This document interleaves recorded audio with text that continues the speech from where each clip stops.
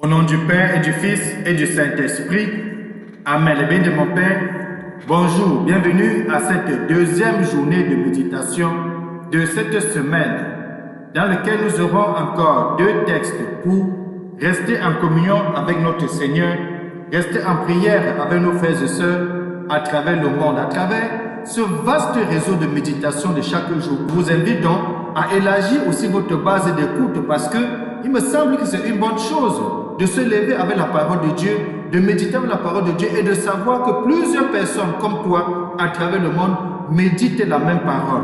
Dans les jours à venir, les bénis de mon Père, puisque pratiquement le 25 juin prochain, ça fera jour pour jour où nous avons commencé cette aventure de la méditation de la parole.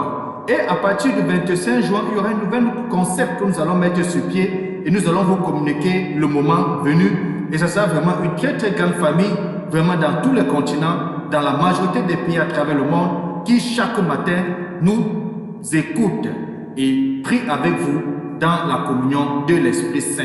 Ce matin de mardi, deux textes vont nous aider à rester en prière. D'abord, le premier livre de Rois, au chapitre 21. Nous allons lire des versets 17 à 29. Nous allons voir la suite du forfait commis par Jézabel hier avec son mari Akab, le roi. Et le prophète Élie va venir prononcer une parole sévère, une sentence sévère à l'égard de ce que ces gens ont eu à poser en tuant, n'est-ce pas, un pauvre et en récupérant sa plantation, sa vigne. Et le Seigneur va dire, les chiens vont te dévorer, les chiens vont manger votre corps, vous serez traînés le long de la rue, le long des murs. Mais seulement le roi Akab qui sait que notre Seigneur est un Dieu de miséricorde, va se réconcilier, va jeûner, va prier et le Seigneur va repousser sur sa descendance la faute qu'Akab devait subir. Et ensuite nous allons continuer à lire aujourd'hui l'évangile de Jésus-Christ selon Saint Matthieu au chapitre 5, les versets 43 à 48 où notre Seigneur nous invite une fois de plus d'avoir une compassion avec ceux qui nous détestent, avoir un moment de recueillement, un moment de prière à l'égard de tous nos ennemis, de prier pour eux et que l'onction du Seigneur puisse descendre sur eux et les transformer. Les bénis de mon Père, ouvrons dans nos cœurs à la méditation d'aujourd'hui, lisons vraiment les textes là et surtout, bienvenue.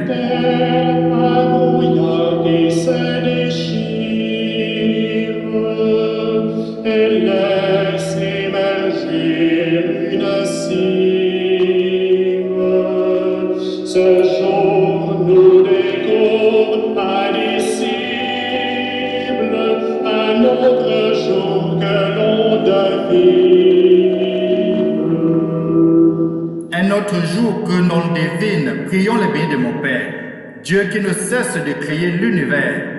Tu as voulu associer l'homme à ton ouvrage. Regarde le travail que nous avons à faire, qui nous permette de gagner notre vie, qu'il soit utile à ceux dont nous avons la charge et serve à l'avènement de ton royaume. Par Jésus-Christ, ton Fils bien-aimé, lui qui veut régner avec toi dans le du Saint-Esprit, Dieu pour des siècles et des siècles. Amen. Je vous invite donc chacun de nous à ouvrir vraiment et littéralement notre Bible au texte du premier livre de Rois et de lire les chapitres 21, les versets 17 à 29. Bonne lecture.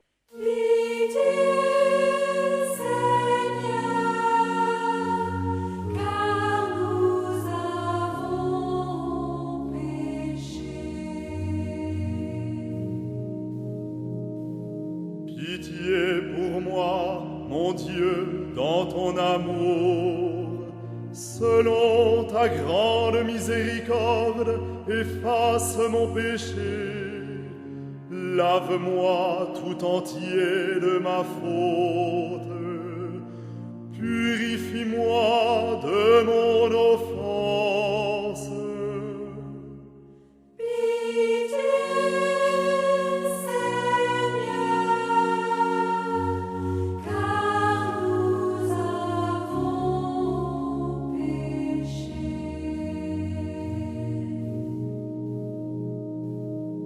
Oui, je connais mon péché. Ma faute est toujours devant moi. Contre toi et toi seul j'ai péché.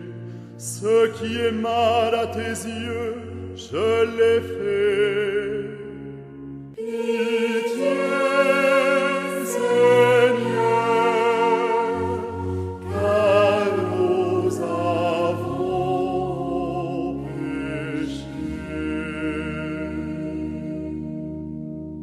Évangile de Jésus-Christ selon Saint Matthieu, au chapitre 5, les versets 43 à 48. En ce temps-là, Jésus disait à ses disciples, « Vous avez appris qu'il a été dit, tu aimeras ton prochain et tu haïras ton ennemi.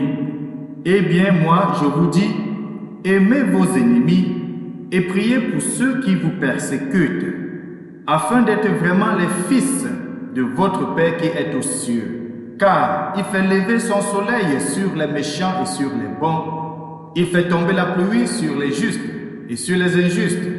En effet, si vous aimez ceux qui vous aiment, quelle récompense méritez-vous? Les publicains eux-mêmes n'en font-ils pas autant? Et si vous ne saluez pas vos frères, que faites-vous d'extraordinaire? Les païens eux-mêmes n'en font-ils pas autant? Vous donc, vous serez parfaits, comme votre Père céleste est parfait. Acclamons la parole de Dieu. Louange à toi, Seigneur Jésus-Christ. Aimez vos ennemis, saluez vos ennemis, parce que si vous ne saluez que vos frères, que faites-vous d'extraordinaire? Le bien de mon Père, ça c'est quelques éléments, quelques phrases que notre Seigneur Jésus-Christ prononce dans l'évangile de ce matin. Notre Seigneur continue ce qu'il a commencé hier.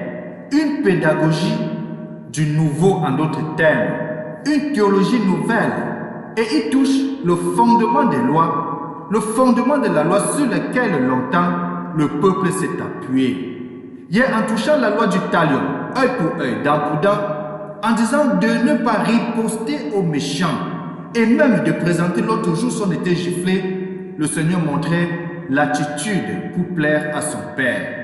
Et aujourd'hui, continue toujours en disant, si nous voulons ressembler véritablement au Fils de son Père, si nous voulons devenir vraiment fils et filles de Dieu, puisque nous le sommes de par notre baptême, puisque nous le sommes par le sang de l'agneau Jésus-Christ, mort sur la croix pour nous racheter, pour nous donner le salut, il nous invite donc aujourd'hui de continuer sur ce chemin, sur le chemin du pardon, ce chemin de la patience, ce chemin de la miséricorde. Et il va très loin en demandant de ne plus haïr nos ennemis, mais plutôt de les aimer. Cela est profond, cela est fort, cela est fondamental. Est-ce que ce n'est pas ce que notre Seigneur Jésus-Christ a fait au milieu de nous? Jésus, face à tous ceux qui le provoquaient, face à tous ceux qui le mettaient à l'épreuve, qu'est-ce qu'il faisait? C'était toujours un regard de compassion, c'est toujours un regard d'amour. Et il nous a aimés, nous les humains, nous les hommes, nous les personnes imparfaites, à tel point qu'il est mort sur la croix pour toi, qu'il est mort sur la croix pour moi, qu'il est mort sur la croix pour toute l'humanité, pour nous racheter. Notre personne aurait pu dire, ce que Judas a commis, ce que Judas a fait comme trahison, ce que les chefs des prêtres ont fait était une trahison, c'est-à-dire mobiliser la foule pour le dresser et dresser la foule contre le Christ. Puis c'est la foule qui va crier « Barabbas, Barabbas, libérez Barabbas » et de demander de tuer Jésus-Christ. Cette foule que le Christ a passé tout son temps à nourrir, à enseigner, à conduire, à guérir. Mais c'est cette foule qui, montée par les chefs des prêtres, va se retourner contre le Christ et demander sa mort. Mais le Christ, lors de Montagne des Oliviers, en agonie, n'a pas renoncé. Il a aimé jusqu'au bout. Il nous a aimés jusqu'à donner sa propre vie. Et c'est pour cela que cet amour que le Christ a, c'est l'amour que le Père, son Père l'a montré. Dans Jean chapitre 3, le verset 5, on dit très clairement que Dieu a tant aimé le monde. Il a tant aimé le monde qu'il a envoyé son Fils unique pour que quiconque croit en lui ne meure pas, mais ait la vie éternelle. Et Jean va dire dès le début de son évangile, Jean chapitre 1, qu'il est venu au milieu des siens et les siens ne l'ont pas reconnu, ne l'ont pas accueilli. Et n'ayant pas accueilli le Christ, ne l'ont pas reconnu, ça n'a pas empêché le Christ de continuer à nous aimer. Et c'est cette expérience de la foi des enfants de Dieu qui nous fait vivre aujourd'hui. Les bien de mon Père, si entre nous les chrétiens, les enfants de Dieu, les disciples, s'il y avait de l'amour entre nous, si nous aimions même nos ennemis, il ne pouvait avoir aucun conflit à travers le monde. Il ne peut pas avoir la faim à travers le monde. Il ne peut pas avoir l'exploitation des enfants à travers le monde. Il ne peut pas avoir des actes de pédophilie sur les enfants. Il ne peut pas avoir le viol sur des femmes. Le monde devait vivre en joie et en paix. Je suis parfois un peu scandalisé. Lorsque j'arrive à l'église, j'arrive dans la communauté chrétienne, et qu'en marchant, salon X, salon Y, et que lorsque tu t'approches d'une autre personne, il fait semblant de ne pas te voir. Il baisse la tête, il s'occupe, parce qu'il ne veut pas te regarder dans les yeux, parce qu'il est incapable de te regarder en face. Mon frère, ma soeur, aime tes ennemis. On ne te condamne pas. Personne n'est là pour condamner qui que ce soit. Mais c'est d'appeler à la miséricorde. C'est d'appeler la conversion de cœur. La véritable conversion qui adhère au Christ. Qui nous incorpore au Christ. Et cela va très loin. Et chaque fois que nous posons une faute dans notre vie, lorsque nous commettons, nous nous éloignons de Dieu, comme nous allons vu dans la première lecture, Dieu ne reste pas sourd. Dieu ne reste pas muet. Dieu est le justicier par excellence. Et son temps est le meilleur des temps parce qu'il sait comment confondre toute personne. Et dans la première lecture, si nous l'avons lu, voyons comment il confond le roi Akad. Lui qui croyait qu'il avait commis quelque chose de beau et qu'il avait obtenu ce qu'il avait. Il avait le champ, il avait la vie, il s'y trouvait même quand le prophète Élie est venu l'annoncer, la malheur qui devait frapper sur lui. Mais d'un élan de cœur, d'un élan de miséricorde, d'un élan d'humiliation, il va s'humilier devant Dieu, il va se dépouiller devant Dieu, il va jeûner, il va prier pour l'intercession. Et Dieu n'est pas sourd, Dieu aime le pécheur, il déteste le péché, mais il nous aime, nous qui sommes imparfaits.